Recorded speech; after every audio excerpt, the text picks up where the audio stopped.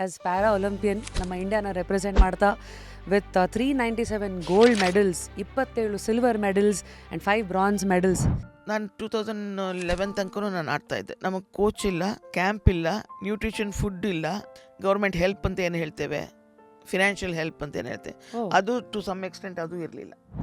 Ma'am, there is a famous saying, rule number 1 is never be number 2. For example Neeraj Chopra ತಗೊಳ್ಳಿ, he has given his best. Second ಬಂದಿರ್ಬೋದು ಅವರು, ಈ ಸತಿ ಬಂದಿರ್ಬೋದು. He has given his best ಅಲ್ವಾ.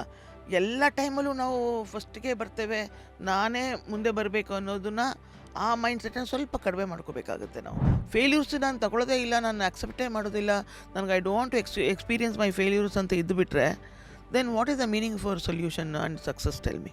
Back to the old saying, where there is a will, there is a way. ಅಷ್ಟೇ. ಅದು ನಾನು ಸ್ವಲ್ಪ ಚೇಂಜ್ ಮಾಡ್ಕೊಂಡಿದ್ದೆ ma'am. There should be a way, there is no will at all.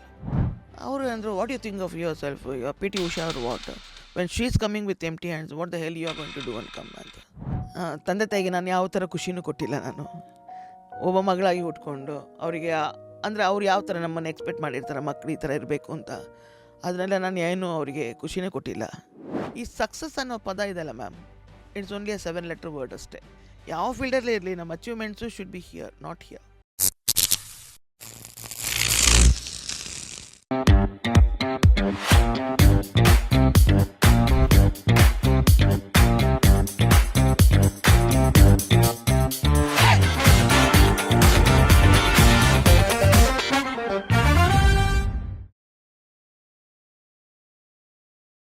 Today on Just Curious, it is one and only Malathi Holla ma'am. Malathi Holla ಅನ್ನೋ ಹೆಸರಿಗೆ ಒಂದು ದೊಡ್ಡ power ಇದೆ.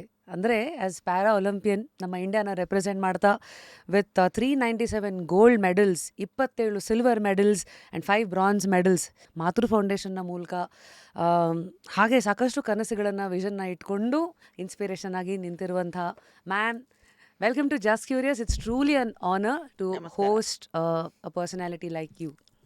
Thank you Rashmi ma'am.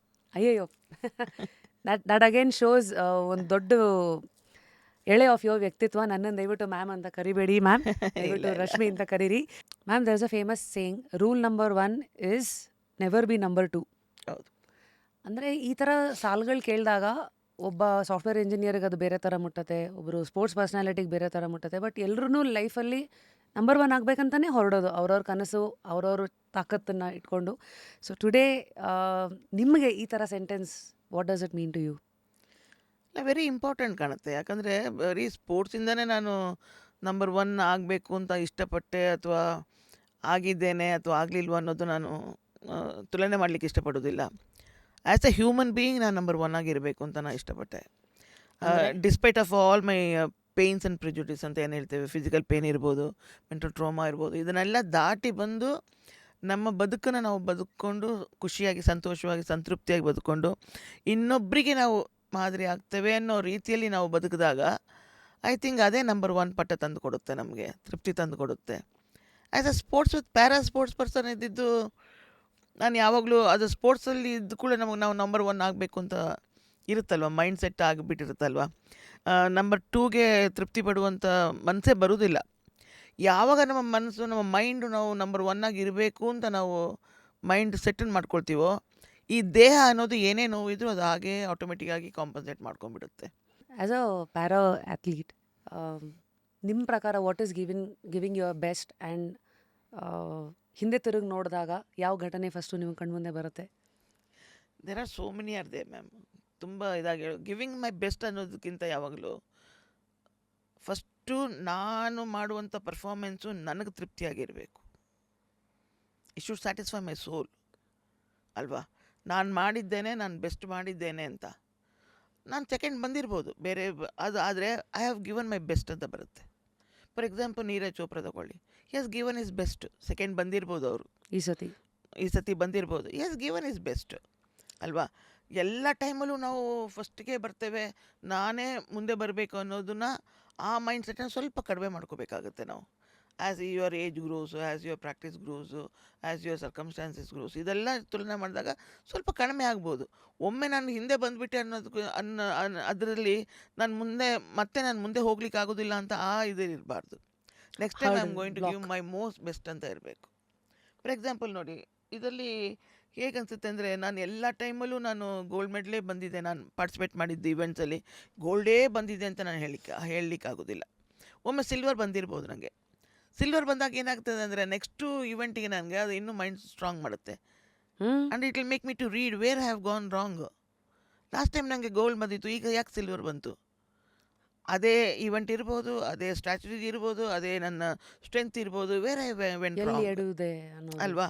ಇದಂತ ಬಂದಾಗ ಏನಾಗುತ್ತೆ ಅಂದರೆ, it will help me to read myself best ಅಂತ ಅನ್ಸುತ್ತೆ. ಮ್ಯಾಮ್ ಇದೆಲ್ಲ ಮಾಡೋದಕ್ಕೆ ನಿಮಗೆ ನೀವೇ ಕನ್ನಡಿಯಾಗಿ ನೋಡ್ಕೋಬೇಕಾ ಅಥವಾ ನಿಮ್ಮ ಟೀಮ್ ಸಪೋರ್ಟ್ ಇರುತ್ತಾ ಮ್ಯಾಮ್? ಇದು what is team your support. Team like? Ma'am, fortunately or unfortunately I don't know. ನಾನು 2011 ತನಕನೂ ನಾನು ಆಡ್ತಾಯಿದ್ದೆ. ಅಲ್ಲಿ ತನಕನೂ ನಮಗೆ ಕೋಚ್ ಇಲ್ಲ, ಕ್ಯಾಂಪ್ ಇಲ್ಲ, ನ್ಯೂಟ್ರಿಷನ್ ಫುಡ್ ಇಲ್ಲ, ಮತ್ತು ಹೋಗಿ ಬರಲಿಕ್ಕೆ ಗೌರ್ಮೆಂಟ್ ಹೆಲ್ಪ್ ಅಂತ ಏನು ಹೇಳ್ತೇವೆ, ಫಿನಾನ್ಷಿಯಲ್ ಹೆಲ್ಪ್ ಅಂತ ಏನು ಹೇಳ್ತೇವೆ, ಅದು ಟು ಸಮ್ ಎಕ್ಸ್ಟೆಂಟ್ ಅದು ಇರಲಿಲ್ಲ. ಕೋಚೇ ಇಲ್ಲ ಅಂದಮೇಲೆ you won't be knowing whether you are right or wrong. Ma'am today I am sure as a para Olympian ನಾನು ಗೂಗಲ್ ಮಾಡ್ತಾ ಇದ್ದಾಗ ಎಷ್ಟೊಂದು ಜನಕ್ಕೆ ಪ್ಯಾರಾ ಒಲಿಂಪಿಕ್ಸ್ ಅಂದರೆ ಏನು ಅಂತಲೂ ಗೊತ್ತಿಲ್ಲ. ನಮಗೆ ಹೆಲ್ಪ್ ಮಾಡ್ಬೇಕು ನೀವು ಟು ಅಂಡರ್ಸ್ಟ್ಯಾಂಡ್ ಈ ಪ್ಯಾರಾ ಒಲಿಂಪಿಕ್ಸ್ ಅಂದರೆ ಏನು. ಜನಗಳಿಗೆ ಒಂಚೂರು ಪರಿಚಯ ಮಾಡಿಕೊಡೋದಾದರೆ ಇಲ್ಲಿ ಒಂದು 10 ಕ್ಯಾಟಗರಿ ಆಫ್ ಫಿಸಿಕಲ್ ಡಿಸೇಬಿಲಿಟೀಸ್ ಅಂತ ಇರುತ್ತೆ. ಉದಾಹರಣೆಗೆ ಲೆಗ್ ಲೆಂತ್ ಡಿಫ್ರೆನ್ಸ್ ಇರ್ಬೋದು, ಶಾರ್ಟ್ ಸ್ಟ್ರಕ್ಚರ್ ಸ್ಟೇಚರ್ ಇರ್ಬೋದು, ಹೌದು. ಹೈಪರ್ಟೋನಿಯಾ, vision ಇಂಪೇರ್ಮೆಂಟು, impaired muscle, Lim deficiency ಈ ಥರ. ಫಸ್ಟ್ಲಿ ಇಂಡಿಯಾದಲ್ಲಿ ಪ್ಯಾರಾ ಒಲಿಂಪಿಕ್ಸ್ ಶುರುವಾಗಿದ್ದು ಹೇಗೆ, ಈ ಥರದ್ದೆಲ್ಲ ಹೋಗ್ಬೋದು ಅಂತ ನಿಮಗೂ ಗೊತ್ತಾಗಿದೆ ಹೇಗೆ ಮ್ಯಾಮ್? ಇಲ್ಲ, ನನಗೆ ಗೊತ್ತಾಗಿದ್ದು 1988 ನನಗೆ ಗೊತ್ತಾಗಿದ್ದು ಅಷ್ಟೇ, ಸಿಯೋಲ್ ಪ್ಯಾರಾಲಂಪಿಕ್ಸ್ ಆದಾಗ. ಅದಕ್ಕೂ ಮುಂಚೆ ನಮ್ಮಲ್ಲಿ ಮೆಡ್ಲೆ ತಂದಿದ್ದವ್ರು ಇದ್ದಾರೆ, ಮುರಳಿಕಾಂತ್ ಪೇಟ್ಕರ್ ಅಂತ ಪೂನೆಯಿಂದ ಇದ್ದವರು. ಅವ್ರು ತಂದಿದ್ದು 1972 69 72 I don't know the year exactly. ಅವ್ರು ತಂದಿದ್ರು. ಜೋಗಿಂದರ್ ಸಿಂಗ್ ಅಂತ ಒಂದು ಕೈ ಆ್ಯಂಪ್ಯೂಟಿ ಇತ್ತು, ಅವ್ರು ತಂದಿದ್ರು medal. They won the medal for the Paralympics ಆ ಟೈಮಲ್ಲೇ, ನಮ್ಮ Indians. We proudly say that. ಆವಾಗೆಲ್ಲ ಏನು ಫೋಕಸ್ ಇರಲಿಲ್ಲ, ನೀವು ಹೇಳ್ದಂಗೆ ಡಿಜಿಟಲ್ ಅನ್ನೋದು ಏನೂ ಇರ್ತಾ ಇರಲಿಲ್ಲ, ಮೀಡಿಯಾ ಅನ್ನೋದು ಏನು ನಮ್ಗೆ ಅಷ್ಟು ಗೊತ್ತಾಗ್ತಾ ಇರಲಿಲ್ಲ. ಈ ಥರ ಪ್ಯಾರಾಲಂಪಿಕ್ಸ್ ನಡೀತಾ ಇದೆ ಅನ್ನೋ ಮಾಹಿತಿನೇ ಇರ್ತಾ ಇರಲಿಲ್ಲ. ಅಂಥದ್ರಲ್ಲಿ ಅವ್ರು ಹೋಗಿ ನಮ್ಮ ದೇಶಕ್ಕೆ ಹೆಸರು ತೊಗೊಂಬಂದವರು ಅವರು. ಇದು ನನಗೆ ನನ್ನ ಇದಕ್ಕೆ ಬಂದದ್ದು 1988 ನಾನು ಹೋಗ್ಬೋದು ಅಂತ ಬಂದದ್ದು, ಸಿಯೋಲ್ ಪ್ಯಾರಾಲಂಪಿಕ್ಸ್ ಆಗಿದ್ದಲ್ಲಿ. ಅಲ್ಲಿ ನನ್ನನ್ನು ಸೆಲೆಕ್ಟ್ ಮಾಡಿ ನನ್ನ ಕಳಿಸ್ಕೊಟ್ಟಾಗ ನಾನು ಅಂದ್ಕೊಂಡಿದ್ದೆ, ನನ್ನ ಬಿಟ್ಟರೆ ವೀಲ್ ಚೇರ್ ರೇಸಲ್ಲಿ ಯಾರೂ ಇಲ್ಲ, ಐ ಆಮ್ ನಂಬರ್ 1 ಅಂತ. ಯಾಕಂದರೆ ಇಂಡಿಯಾದಲ್ಲಿ ನಂಬರ್ 1 ಆಗಿದೆ ಆವಾಗ ವೀಲ್ ಚೇರ್ ರೇಸಲ್ಲಿ. ಒಂದು ಡಾಟಿಂದ ಇನ್ನೊಂದು ಡಾಟ್ ಇವತ್ತು ಹಿಂದೆ ನೋಡಿದಾಗ it becomes milestones. Okay, 75 state ಅವ್ರು ಆಡಿದ್ದು ಸ್ಟಾರ್ಟಿಂಗ್ ಪಾಯಿಂಟು, 88 ಇಸ್ ಇಂಟರ್ನ್ಯಾಷನಲ್ಸ್ ಅಂತ. But in 1975 when you look back today, ಯಾವತ್ತು ಲೈಫನ್ನು ಹಿಂದೆ ತಿರುಗಿ ನೋಡಿದಾಗ ಪಕ್ಷಿ ನೋಟದಲ್ಲಿ ಇನ್ನೂ ಕ್ಲಾರಿಟಿ ಹೆಚ್ಚಿರುತ್ತೆ. ಬಟ್ ಅವತ್ತಿನ ಇದಕ್ಕೆ ಎಷ್ಟೋ ಸತಿ ನಾವು ಏನು ಮಾಡಿರ್ತೀವಿ, ಯಾಕೆ ಮಾಡಿರ್ತೀವಿ, ಕೆಲವು ಸತಿ ಫ್ಲೋನಲ್ಲಿ ಹೋಗಿರ್ಬೋದು, ಇನ್ಯಾರೋ ಅದಕ್ಕೆ ಉದಾಹರಣೆಗೆ ನಂದೆ, ನಾನು RJ ಆಗಬೇಕಂತ ಕನಸಲ್ಲೂ ಇದ್ದಿದ್ದಿಲ್ಲ, RJ ಫುಲ್ ಫಾರ್ಮು ಗೊತ್ತಿರಲಿಲ್ಲ.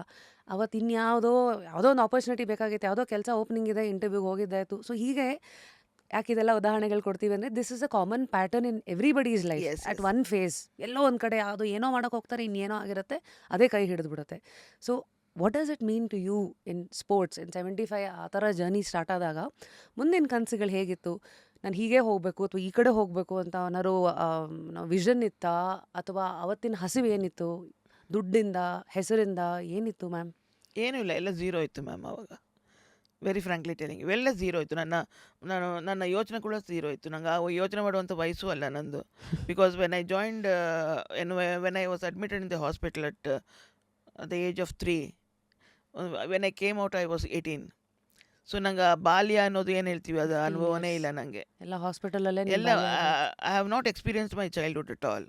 ಅಂದರೆ ತಂದೆ ತಾಯಿಯ ಜೊತೆಗೆ ಇರೋದು, ಅಣ್ಣ ತಮ್ಮಂದ್ರ ಜೊತೆಗೆ ಇರೋದು, ಅಕ್ಕ ತಂಗಿರೋ ಜೊತೆ ಆಟ ಆಡೋದು, ಅಥವಾ ತಾಯಿ ಎತ್ಕೊಂಡು ಮುದ್ದಾಡೋದು, ಸ್ನಾನ ಮಾಡಿಸೋದು, ಊಟ ಮಾಡಿಸೋದು, ತಂದೆ ಹೆಗಲ ಮೇಲೆ ಇಟ್ಕೊಂಡು ಅಲ್ಲಿ ಇಲ್ಲಿ ಓಡಾಡೋದು, and fighting small things for with your siblings, ಇದೆಲ್ಲ ನಾನು ಅನುಭವಿಸೇ ಇಲ್ಲ. ನಂದು entire childhood went on with physical pain and mental trauma. Every 3 months surgery ಹೋಗೋದು ಬರೋದು, ಅದಾದ್ಮೇಲೆ ಅದು ಇದು ಇದೇ ಆಗೋಯ್ತು 15 years ನಂದು. ಇದೆಲ್ಲ ನಾನು ಈ 75 ನಾನು ಸ್ಪೋರ್ಟ್ಸಿಗೆ ಬಂದಾಗ ನಾನು ಕರ್ನಾಟಕದವಳು ಅಂತ ಯಾರಿಗೂ ಗೊತ್ತಿಲ್ಲ. ಯಾಕಂದರೆ ನಾನು ಚೆನ್ನೈಯಿಂದ ನಾನು ಬಂದಿದ್ದು. So I had to represent my Chennai institution. ಸರಿ. ಅಲ್ಲಿ ಅವ್ರು ಏನು ಮಾಡಿದರು, ಮಾಲ್ತಿ ಆವಾಗ ಹೊಳ್ಳ ಇಲ್ಲ, ಬರೀ ಮಾಲ್ತಿ ಮಾತ್ರ ಇತ್ತು ನನ್ನ ಹೆಸರು, ನನ್ನ ಸರ್ನೇಮ್ ಇರಲಿಲ್ಲ ಆವಾಗ.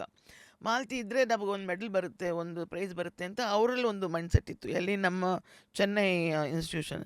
ಸೊ ಅಲ್ಲಿ ಚೆನ್ನೈಯಿಂದ ತಮಿಳ್ನಾಡುನ ನಾನು ರೆಪ್ರೆಸೆಂಟ್ ಮಾಡ್ಕೊಂಡು ಬಂದಿದ್ದು 1975 ಓಹೋ.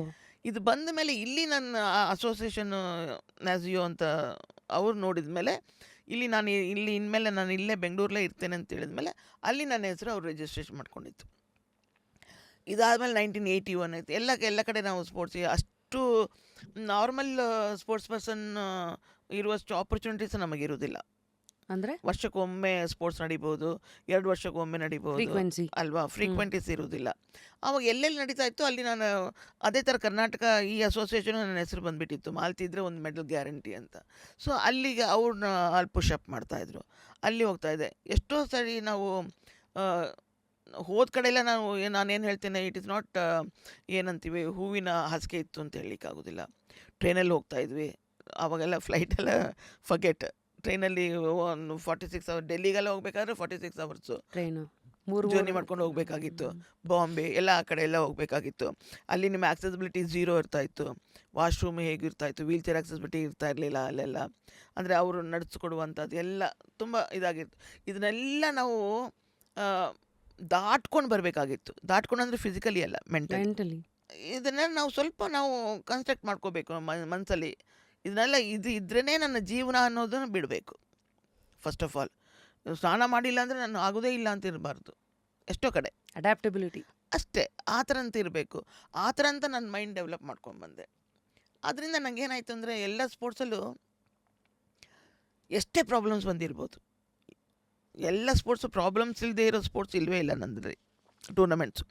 ಆದರೆ ನಂಗೆ ಅದು ಪ್ರಾಬ್ಲಮ್ಸ್ ಅಂತ ಕಾಣಿಸ್ತಾನೆ ಇರಲಿಲ್ಲ. ನನಗೆ ನಾನು ಹೇಗೆ ಹೋಗ್ತಾಯಿದ್ದೆ, ನನ್ನ ಜೊತೆ ಬರ್ತಾಯಿದ್ದೆ ಅಷ್ಟೇ, ಅದನ್ನ ಹೇಗೆ ದಾಟ್ಕೊಂಡು ಹೋಗಬೇಕು ಅಂತ ನಾನು ನೋಡ್ಕೋಬೇಕು ಅಷ್ಟೇ ಅಂತ ಬರ್ತಾಯಿತ್ತು. Going back to the old saying, where there is a will there is a way. ಅಷ್ಟೇ, ಅದು ನಾನು ಸ್ವಲ್ಪ ಚೇಂಜ್ ಮಾಡ್ಕೊಂಡಿದ್ದೆ ಮ್ಯಾಮ್. ಹೌದಾ? Where there is a will there is a way ಅಂತ ಓಲ್ಡ್ ಸೇಯಿಂಗ್ಸ್ ಇದೆ. ನಾನು ಲೇಟ್ ಆನ್ ನನ್ನ ಅನುಭವ ಬರ್ತಾ ನನಗೆ ನಾನು ಅಳವಡಿಸ್ಕೊಂಡಿದ್ದು, there should be a way, there is no will at all, you have to find your own way.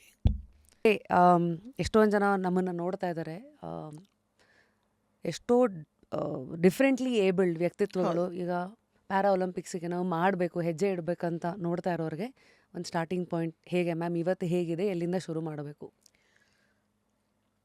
Ma'am? ಈಗ ಇರುವಂಥ ಪ್ಯಾರಾ ಸ್ಪೋರ್ಟ್ಸ್ ಅಂತಲೇ ಹೇಳ್ತೀವಿ, ಪ್ಯಾರಾ ಅಥ್ಲೀಟ್ಸ್, ಪ್ಯಾರಾ ಒಲಿಂಪಿಯನ್ಸ್ ಆಗಿರಲಿ, ಪ್ಯಾರಾ ಸ್ಪೋರ್ಟ್ಸ್ ಪೀಪಲ್ ಆಗಿರಲಿ, ಈಗ ನಿಮಗೆ ಹಿಂದೆ ನೋಡುವಂಥ ಯೋಚನೆಯೇ ಬೇಡ.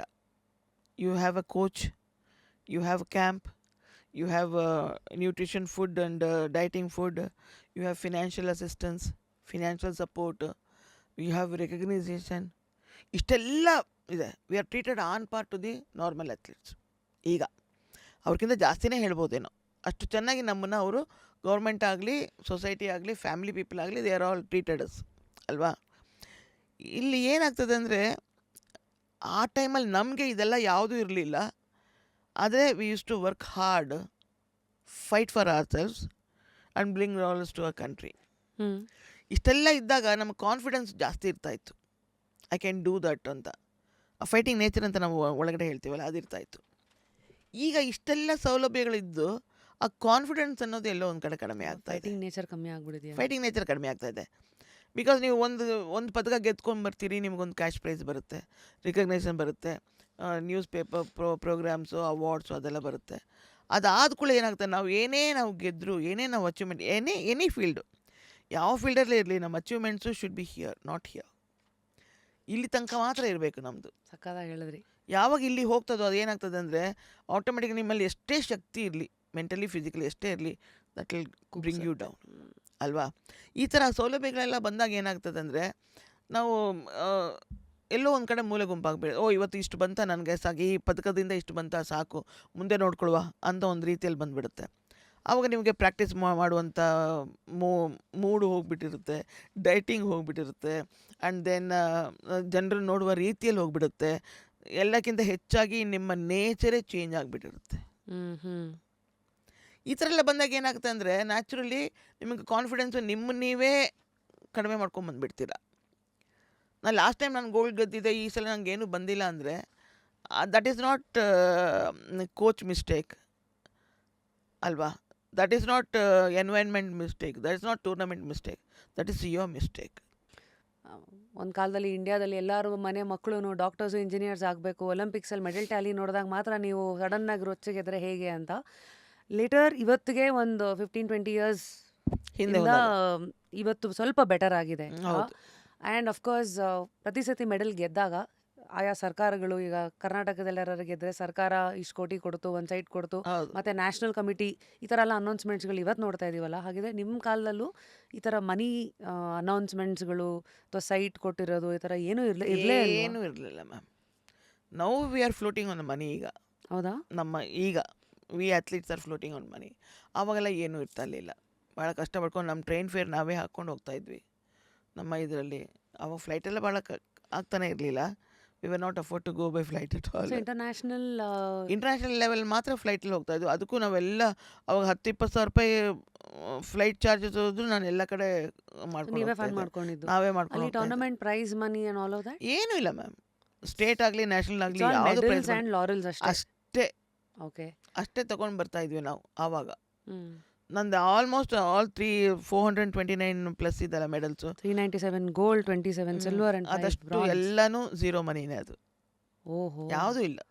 ನೋಡಿ, ಒಂದು ಕಡೆ ಇದಿಷ್ಟು ಒಂದು ಫೈರ್ ಸೈಡ್ ಆಫ್ ಯು ಆದರೆ ಡೆಡ್ ಆಪೋಸಿಟ್ ಆಗಿ ಈಗ ಮಾತೃ ಅಂತ ಒಂದು ಮೈ ಫೌಂಡೇಶನ್, ಸೆಕೆಂಡ್ ಜರ್ನಿ. ನಿಮ್ಮ ಸೆಕೆಂಡ್ ಜರ್ನಿ ಅಂದರೆ ಸ್ಟಾರ್ಟಿಂಗ್ ವಿತ್ 3-4 ಮಕ್ಕಳಿಂದ ಅದು 2 ಶುರುವಾಗಿ ಮಕ್ಕಳಿದ್ದು. ಇಬ್ಬರಾ? ಓಕೆ. ಆ್ಯಂಡ್ ಇವತ್ತು I think Matru foundation has close to 40+ differently abled ಮಕ್ಕಳು. ನೋವು ತಿಂದವ್ರಿಗೆ ಗೊತ್ತು ನೋವಿನ ಬೆಲೆ ಏನು ಅನ್ನೋದು. ಹಾಗೆ ಆ ಥರ ಜಾಗದಲ್ಲಿದ್ದವ್ರಿಗೆ ಗೊತ್ತು ಆ ಥರ ಕಮ್ಯುನಿಟಿಗೆ ಹೇಗೆ ಸಪೋರ್ಟ್ ಮಾಡಬೇಕು, ನಿಲ್ಬೇಕಂತ. ಇದು ಆಸೆ ಶುರುವಾಗಿದೆ ಹೇಗೆ? ಇವತ್ತು ಮಾತೃ ಎಲ್ಲಿಗೆ ನಿಂತಿದೆ ಮ್ಯಾಮ್? ಆಸೆ ಅಂತ ಬಂದಾಗ ಏನಾಗ್ತದೆ ಅಂದರೆ, ಅರೌಂಡ್ 2001, 2002 ಐಮ್ ಟಾಕಿಂಗ್ ಅಬೌಟ್. ಅವಾಗ ಬಂದಾಗ ಒಮ್ಮೆ ನಾನು ಕೂತ್ಕೊಂಡು ಯೋಚನೆ ಮಾಡ್ತಾ ಇದ್ದೆ. ನನ್ನ ಮನೆಯಲ್ಲಿ ಕೂತ್ಕೊಂಡು ಯೋಚನೆ ಮಾಡ್ತಾ ಇದ್ದೆ. Society has given me so much. ಕೆಲಸ ಕೊಟ್ಟಿದೆ, ನನ್ನ ಊಟ ನಾನು ಸಂಪಾದನೆ ಮಾಡಲಿಕ್ಕೆ ಕೊಟ್ಟಿದೆ, ಇಷ್ಟು ಹೆಸರು ಕೊಟ್ಟಿದೆ, ಇಷ್ಟು ರಿಕಗ್ನೈಸೇಷನ್ಸ್ ಕೊಟ್ಟಿದೆ. ಭಗವಂತ ಇಷ್ಟೆಲ್ಲ ಕೊಟ್ಟಿದ್ದಾನೆ. ನೋವು ಬಿಟ್ಬಿಡಿ, ಅದು ನಾನು ಆ ನೋವಂತ ತಗೊಳ್ಳೋದೇ ಇಲ್ಲ. ಅದು ಇಷ್ಟೆಲ್ಲ ಭಗವಂತ ಕೊಟ್ಟಿದ್ದಾನೆ. ಅವನ ಹತ್ರ ನಾನು ಕೇಳಿದೆಲ್ಲ ಕೊಟ್ಟಿದ್ದಾನೆ, ಕೇಳದೇ ಇರೋದು ಎಷ್ಟೋ ಕೊಟ್ಟಿದ್ದಾನೆ. ಅವನ ಹತ್ರ ಕೊಡಲಿಕ್ಕಿದೆ ಎಂಥದೂ ಇಲ್ಲ. ಅವನ ಬುಟ್ಟಿ ಫುಲ್ಲು ಖಾಲಿಯಾಗಿ ಬಿಟ್ಟಿದೆ, ಭಗವಂತನ ಬುಟ್ಟಿ. ಯು ಕ್ಯಾನ್ ಕೇಳಲಿಕ್ಕೆ ಎಂಥದೂ ಇಲ್ಲ, ಅಷ್ಟು ಕೊಟ್ಟುಬಿಟ್ಟಿದ್ದಾನವ. ಎಂಥ ಆಟಿಟ್ಯೂಡ್ ನಿಮ್ಮದು! But what is my contribution to the society ಅಂತ ಬಂತು. I was asking myself. ನಾನೇ ಕೇಳ್ಕೊಂಡೆ, ನನ್ನ ಕಾಂಟ್ರಿಬ್ಯೂಷನ್ ಏನಿದೆ? ಇಷ್ಟು ಇವತ್ತು society knows who's Malti Holla ಅಂತ. ಎಷ್ಟೋ ಕಡೆ ಒಂದು ಇನ್ಸ್ಪಿರೇಷನ್ ತಗೊಂಡು ಅವ್ರ ಥರ ಇರಬೇಕು, ಅವ್ರ ಥರ ಆಡಬೇಕು. ಎಷ್ಟೋ ಜನ ನನ್ನನ್ನು ನೋಡಿ ಸ್ಪೋರ್ಟ್ಸಲ್ಲಿ ಜಾಯ್ನ್ ಆದವರಿದ್ದಾರೆ. ಇದನ್ನೆಲ್ಲ ನಾವು ಇಂಡೈರೆಕ್ಟ್ಲಿ ನಮ್ಮನ್ನು ನೋಡಿ ಇದ್ದಾಗ ನಾನೇನು ಸೊಸೈಟಿ ಕೊಟ್ಟಿದ್ದೇನೆ ವಾಪಸ್ಸು? ಎಂಥದೂ ಇಲ್ಲ. ಈಗ ಒಂದು ಮೆಡಲ್ ಗೆದ್ಕೊಬಂದರೆ 50% name goes to the government, 20% ನಮ್ಮ ಫ್ಯಾಮ್ಲಿಗೆ ಹೋಗ್ತದೆ. ಅಂದರೆ ಈ ಫ್ಯಾಮ್ಲಿಯಿಂದ ಮಾಲ್ತಿ ಒಳ್ಳೆ ಬಂದರು ಅಂತ. ಇನ್ನು 25% ನನಗಿರ್ಬೋದೇನೋ, ಅಂದರೆ ನಾನು ಗೆದ್ಕೊಂಡು ಬಂದೆ ಅಂತ. I am talking about the medal ಇದು. ಬಟ್ ಇದು ಏನು ಕೊಟ್ಟಿದೆ ನನ್ನ ಸೊಸೈಟಿಗೆ? ಝೀರೋ ಅಲ್ವಾ? What is my contribution? You have to give back to the society ಅಲ್ವಾ? ಇದನ್ನು ತಿಳ್ಕೊಂಡಾಗ ನಾನು ಒಂದು ತುಂಬ ಡೀಪಾಗಿ ನಾನು ಯೋಚನೆ ಮಾಡಿದ್ದು. ಬ್ಯಾಂಕಿಂಗಲ್ಲಿ ನಾನೇನು ಅಷ್ಟು ದೊಡ್ಡ ಹೆಸರು ಬಂದಿಲ್ಲ ನನಗೆ. ಓಕೆ, ಅಂದರೆ ಅಷ್ಟು ಮಂಡೆ ಇಲ್ಲ, ಕೆಲಸ ಮಾಡುವಷ್ಟು ತಲೆ ಇಲ್ಲ ನನಗೆ. ಬೇರೆ ಕಡೆ ಎಲ್ಲ ಬೇರೆ ಫೀಲ್ಡಲ್ಲೆಲ್ಲ ಐ ಆಮ್ ನಾಟ್ ಎಕ್ಸ್ಪರ್ಟೈಸ್ಡ್. ಸೊ ನನ್ನ ಓನ್ ಕಮ್ಯುನಿಟಿ ಇದೆಯಲ್ಲ, ನನ್ನ ಓನ್ ಡಿಸೇಬಲ್ಡ್ ಫ್ರೆಟರ್ನಿಟಿ ಇದೆಯಲ್ಲ, ಅವರಿಗೆ ನಾನು ಏನಾದ್ರು ಮಾಡ್ಬೋದಲ್ಲ ಅಂತ ಒಂದು ಕ್ವೆಶ್ಚನ್ ಮಾರ್ಕ್ ಬಂತು. ಸೊ ನಾನು ಯಾಕೆ ಒಂದು 2 ಮಕ್ಕಳಿಗೆ ಎಜುಕೇಷನ್ ಕೊಡಬಾರ್ದು? ಫಿನಾನ್ಷಿಯಲಿ ಐ ಆಮ್ ಸ್ಟ್ರಾಂಗ್, ಅಷ್ಟಿದೆ ಅಲ್ಲ, ಯಾಕೆ ಕೊಡಬಾರ್ದು ಅಂತ ಒಂದು ಕ್ವೆಶ್ಚನ್ ಮಾರ್ಕ್ ಬಂತು. ಯಾವ ಥರ ಕೊಡ್ಬೋದು ಅಂತ. ಈ ಸಿಟಿ ಕಡೆ ಎಲ್ಲ ನೋಡ್ತಾ ಇರ್ತೀವಲ್ಲ, ಹ್ಯಾಂಡಿಕ್ಯಾಪ್ಡ್ ಚಿಲ್ಡ್ರನ್ ಎಲ್ಲ ನೋಡ್ತಾ ಇರ್ತೀವಿ. ಅವರಿಗೆ ಸ್ವಲ್ಪ ಎಸ್ಟಾಬ್ಲಿಷ್ ಆಗಿರ್ತಾರೆ, ಅವ್ರ ತಂದೆ ತಾಯಿ ಸ್ವಲ್ಪ ನಾಲೆಜ್ ಇರ್ತದೆ, ಮಕ್ಕಳು ಹೆಂಗೆ ನೋಡ್ಕೋಬೇಕು ಅಂತ ಇರ್ತದೆ, ಗೌರ್ಮೆಂಟಿಂದ ಏನು ಫೆಸಿಲಿಟಿ ಸಿಗ್ತದೆ ಅದು ಇದು ಅಂತ ಎಲ್ಲ ಗೊತ್ತಿರ್ತದೆ. ಈ ಹಳ್ಳಿ ಕಡೆ ಹುಟ್ಟಿರ್ತಾರೆ ನೋಡಿ ಹ್ಯಾಂಡಿಕ್ಯಾಪ್ಡ್ ಮಕ್ಕಳು, ಅವರಿಗೆ ಪಾಪ ಏನೂ ನಾಲೆಜ್ ಇರೋದಿಲ್ಲ. ಮತ್ತು ಸಾರಿ ಟು ಸೇ ದಿಸ್, ತಂದೆ ತಾಯಿಗೆ ಅಂಥ ಮಕ್ಕಳು ಹುಟ್ಟಿದಾಗ ಶಾಪ ಅಂತ ತಿಳ್ಕೊಂಬಿಡ್ತಾರೆ. ಈ ಥರ ಹುಟ್ಟಿದ ಮಗು ಶಾಪನ? ಇಲ್ಲ ಅಲ್ವಾ? I always realize and understand that behind each and every birth there is a reason. ಇಷ್ಟೇ ನಾನು ತಿಳ್ಕೊಳ್ಳೋದು. ಈ ಥರ ಅಂತ ಭಗವಂತ ಹುಟ್ಟಿದಾಗ ನಮಗೆ ಈ ಥರ ಅಂತ ಒಂದು ನೋವು ಕೊಟ್ಟಾಗ ಅದು ಏನೋ ಒಂದು ಮಾಡಲಿಕ್ಕೆ ಮೋಟಿವೇಟ್ ಮಾಡಿರ್ಬೋದು ಭಗವಂತ. ಅದನ್ನು ನಾವು ತಿಳ್ಕೊಬೇಕಷ್ಟೆ. ಯಾರಿಗೆ ನೋವಿಲ್ಲ ಹೇಳಿ ಮ್ಯಾಮ್? ಯಾವ ಬಾಡಿಗೆ ನೋವಿಲ್ಲ ಅಂತ ಹೇಳಿ? ಯಾವ ಮನಸ್ಸಿಗೆ ನೋವಿಲ್ಲ, ಯಾವ ಮನಸ್ಸಿಗೆ ನೋವಿಲ್ಲ ಅಂಥೇಳಿ ಅಲ್ವಾ? ಸೊ ಈ ಥರ ಒಂದು ಟ್ಯಾಲೆಂಟ್ ಇರುವಂಥ ಮಗು ಹುಟ್ಟಿದಾಗ ಆ ಮಗು ಶಾಪನೂ ಅಲ್ಲ, ಇಟ್ಸ್ ಅ ಗಾಡ್ ಗಿಫ್ಟ್ ಅಂತ ನಾವು ಪಾಸಿಟಿವ್ ಆಗಿ ತಗೊಂಡು ಅಂಥ ಮಗುಗೆ ನಾವು ಏನಾದ್ರು ಹೆಲ್ಪ್ ಮಾಡಿದ್ರೆ, ಫಿನಾನ್ಷಿಯಲಿ ಹೆಲ್ಪ್ ಮಾಡಿಕೊಂಡು ಎಜುಕೇಷನ್ ಏನಾದ್ರು ಕೊಟ್ಟರೆ ಮಗು ನಾಳೆ ಬೆಳ್ಕೊಂಡು ಬರುತ್ತಲ್ಲ ಅಂತ ಒಂದು ಯೋಚನೆ ಬಂತು ನನಗೆ. ಸ್ಟಾರ್ಟೆಡ್ ಮಾತೃ ಫೌಂಡೇಶನ್ ಜರ್ನಿ ಆ ವೇಕೆಂಟ್ ಕ್ವಾರ್ಟರ್ಸಲ್ಲಿ ಸ್ಟಾರ್ಟ್ ಮಾಡಿದ್ದು. ಒಂದು ಚಿಕ್ಕ ಅವಾರ್ಡ್ ಬಂದ್ರೇನೆ ಏನು ಇವತ್ತೆಲ್ಲ ಇನ್ಸ್ಟಾ ಜಮಾನ, ಡಿ ಪಿ ಚೇಂಜ್ ಎಲ್ಲ. ಇಮ್ಯಾಜಿನ್ ಒಂದು ಅರ್ಜುನ ಅವಾರ್ಡ್ ಬಂದಿದೆ ಅಂತ ನಿಮ್ಗೊಂದು ಫೋನ್ ಬಂದಿತ್ತಾ? I want to start from there. ಈ ಥರ ಪ್ರಶಸ್ತಿಗಳು ಬಂದಾಗ ನಿಮ್ಮ ರಿಯಾಕ್ಷನ್ ಅವತ್ತು ಹೆಂಗಿತ್ತು? ಎಲ್ಲಿದ್ರಿ? ಏನು ಬಂತು ಅದ್ರ ಜೊತೆಗೆ? ಅರ್ಜುನ್ ಅವಾರ್ಡ್ ನಾನು ಎಕ್ಸ್ಪೆಕ್ಟ್ ಮಾಡಿದ್ದೆ ಮ್ಯಾಮ್. ಇವತ್ತೆಲ್ಲ ನಾಳೆ ಅರ್ಜುನ್ ಅವಾರ್ಡ್ ಎಕ್ಸ್ಪೆಕ್ಟ್ ಮಾಡಿದ್ದೆ. ಯಾಕಂದರೆ ಇದು ಇಸ್ ಎಕ್ಸ್ಕ್ಲೂಸಿವ್ ಫಾರ್ ಸ್ಪೋರ್ಟ್ಸ್ ಅಲ್ವಾ ಕೊಡೋದು. ಇದು ಇವತ್ತೆಲ್ಲ ನಾಳೆ ಬರ್ಬೋದೇನೋ ನನಗೆ ಅಂತ. ಅದಕ್ಕೇನು ಮ್ಯಾಮ್, ನೀವೇ ಅಪ್ಲೈ ಮಾಡಬೇಕಾ? ಅವರೇ ಏನಿಲ್ಲ. ಸೆಲೆಕ್ಟ್ ಮಾಡ್ತಾರಾ? ಕಣ್ಣಿಟ್ಟಿರ್ತಾರಾ? ಆ್ಯಕ್ಚುಲಿ ಅವರೇ ಮಾಡಬೇಕು. ಅವ್ರು ನನಗೆ ಬರೋ ತನಕ ಅವರೇ ಮಾಡ್ತಾಯಿದ್ರು. ಈಗೇನೋ ಮತ್ತೆ ನಾವು ಆನ್ಲೈನಲ್ಲಿ ಅಪ್ಲೈ ಮಾಡಬೇಕು ಅಂತೆಲ್ಲ ಬರ್ತಾಯಿದೆ, ಅದು ನನಗೆ ಗೊತ್ತಿಲ್ಲ. ಬಟ್ ನಮಗೆ ಅವರೇ ಇದು ಸೆಲೆಕ್ಟ್ ಮಾಡಿ ನಮಗೆ ಇದು ಮಾಡಿದ್ದದು. ಅರ್ಜುನ ಅವಾರ್ಡ್ ಇವತ್ತೆಲ್ಲ ನಾಳೆ ಬರ್ತದೆ ಅಂತ ಒಂದು ಹೋಪ್, ಒಂದು ಆಸೆ ಇತ್ತು. ಬಟ್ ಪದ್ಮಶ್ರೀ ಬಂದಾಗ ಅದು ಸಿವಿಲಿಯನ್ಸಿಗೆ ಕೊಡುವಂಥ ಅವಾರ್ಡ್ ಅಲ್ವಾ, ಅದ್ರಲ್ಲಿ ನಾವು ಇರಬೇಕು ಅಂತ ಏನೂ ಇದಿಲ್ಲ ಅದರಲ್ಲಿ. ಅದರಲ್ಲಿ ನನ್ನ ಹೆಸರು ಇದು ಮಾಡಿದೆ. ನಾನು ಪೂನಾದಲ್ಲಿ ಕ್ಯಾಂಪಲ್ಲಿ ಇದ್ದೆ. Camp in the sense war ವುಂಡೆಡ್ X-service men ಇರ್ತಾರಲ್ಲ, ಅವರೊಟ್ಟಿಗೆ ನಾನು ಪ್ರಾಕ್ಟೀಸ್ ಮಾಡ್ತಾಯಿದ್ದೆ. ನನ್ನ ಏಷ್ಯನ್ ಗೇಮ್ಸಿಗೆ ಅಲ್ಲಿ ಮಾಡ್ತಾಯಿದ್ದೆ 2001ನಲ್ಲಿ. ಅದನ್ನು ಮಾಡಬೇಕಾದ್ರೆ ಆವಾಗ ಈ ಥರ ಜನವರಿ 26ಗೆ ಅವರು ಅನೌನ್ಸ್ ಮಾಡ್ತಾರಲ್ಲ, ಮಾಡಿದಾಗ ನನ್ನ ವಾರ್ ವುಂಡೆಡ್ ಕಲೀಗ ಒಬ್ಬ ಹೇಳ್ದ, ತೆರೆ ನಾಮ್ ಆಯಾ ಹೇ ಅಂತ ಟಿ ವಿಯಲ್ಲಿ ಅಂತ. ಮಾಲತಿ ಕೃಷ್ಣಮೂರ್ತಿ ಹೊಳ್ಳ ಅಂತ ಬಂತು. Krishnamurthy is my father's name. Malathi Krishnamurthy Holla ಅಂತ ಬಂದಾಗ ನನಗೆ ತಲೆಯಲ್ಲೇ ಓಡಲಿಲ್ಲ ಈ ಅವಾರ್ಡಿಗೆ ನನ್ನ ಹೆಸರಿಗೆ ಅಂತ. ಮಾಲತಿ ಕೃಷ್ಣಮೂರ್ತಿ ಹೊಳ್ಳ ಬೇರೆ ಯಾರನ್ನ ಇರ್ಬೋದೇನೋ ಅಂತ. ನೆಕ್ಸ್ಟ್ ಡೇ ಪೇಪರಲ್ಲಿ ಬಂದಾಗ ಇದು ಅವಾರ್ಡು ಪ್ಯಾರಾ ಅಥ್ಲೆಟಿಕಿಂದ ಬಂದಾಗ I think sky was the limit for me ಕಾಣುತ್ತೆ. ಅಷ್ಟು ಖುಷಿ ಆಗಿಬಿಟ್ಟಿತ್ತು ನನಗೆ. ಮತ್ತು ನನ್ನ ತಂದೆ ತಾಯಿನ ನಾನು ಫಸ್ಟ್ ಟೈಮ್ ಬೈ ಫ್ಲೈಟ್ ಕರ್ಕೊಂಡೋದೆ ಆ ಅವಾರ್ಡ್ ಅವರು ಖುಷಿ ಪಡಲಿಕ್ಕೆ. ಯಾಕಂದರೆ ತಂದೆ ತಾಯಿಗೆ ನಾನು ಯಾವ ಥರ ಖುಷಿನೂ ಕೊಟ್ಟಿಲ್ಲ. ನಾನು ಒಬ್ಬ ಮಗಳಾಗಿ ಹುಟ್ಕೊಂಡು ಅವರಿಗೆ ಅಂದರೆ ಅವ್ರು ಯಾವ ಥರ ನಮ್ಮನ್ನು ಎಕ್ಸ್ಪೆಕ್ಟ್ ಮಾಡಿರ್ತಾರೆ, ಮಕ್ಕಳು ಈ ಥರ ಇರಬೇಕು ಅಂತ, ಅದನ್ನೆಲ್ಲ ನಾನು ಏನೂ ಅವರಿಗೆ ಖುಷಿನೇ ಕೊಟ್ಟಿಲ್ಲ. ಆ ಅಶೋಕ ಹಾಲಲ್ಲಿ ಮಾಲತಿ ಕೃಷ್ಣಮೂರ್ತಿ ಹೊಳ್ಳ ಅಂತ ಬಂದಾಗ, ಹೊಳ್ಳ ನಮ್ಮ ಫ್ಯಾಮ್ಲಿ ನೇಮ್ ಅಲ್ಲ, ಹೊಳ್ಳ ಅಂತ ಬಂದಾಗ ನನ್ನ ಪಪ್ಪ ಭಾಳ ಖುಷಿಪಟ್ಟರು. ಹೊಳ್ಳನೋ ನಿಮ್ಮ ಫ್ಯಾಮ್ಲಿ ನೇಮನ್ನು ಅವಳು ಇಡೀ ಅಶೋಕ ಹಾಲಲ್ಲಿ ಅವಳು ಪ್ರತಿಧ್ವನಿಸಿರ್ತಾಳೆ ಅಂತ. I mean she had taken the name to entire family ಅಂತ, ಹೊಳ್ಳ ಫ್ಯಾಮ್ಲಿಗೆ ತಗೊಂಡೋದ್ರು ಅಂತ. ಅದ್ರ ಭಾಳ ಖುಷಿಪಟ್ಟರು. ಅಟ್ಲೀಸ್ಟ್ ಆ ಒಂದು ಇದರಲ್ಲಿ ಅವ್ರನ್ನ ಖುಷಿಪಡಿಸ್ಲಿಕ್ಕೆ ನಂಗೆ ಆಯಿತು ಅಂತ ಐ ಫೆಲ್ಟ್ ಸೋ ಹ್ಯಾಪಿ ಅಂತ. Very proud of you. ಬರೀ ನಿಮ್ಮ ಫ್ಯಾಮಿಲಿ ಅಷ್ಟೇ ಅಲ್ಲ ಮ್ಯಾಮ್, ನಿಮ್ಮ ಇಡೀ journey we are all super proud of you. It was really a pleasure hosting you. What an inspiring journey. Keep going ma'am. ಅಂದರೆ ಹೇಳಿದ್ನಲ್ಲ, may the fire always keep you warm and give the world the light that you have become one. ಖಂಡಿತ ma'am, ಖಂಡಿತ. Until next time, my favourite line, ಲೈಫಲ್ಲಿ always continue to stay curious. ನಾನು ನಿಮ್ಮ rapid Rashmi, signing out of just curious with one and only Arjuna awardee and Padmashri Malathi Holla ma'am. Thank Thank you so much. Thank you so much, ma'am. Thank you.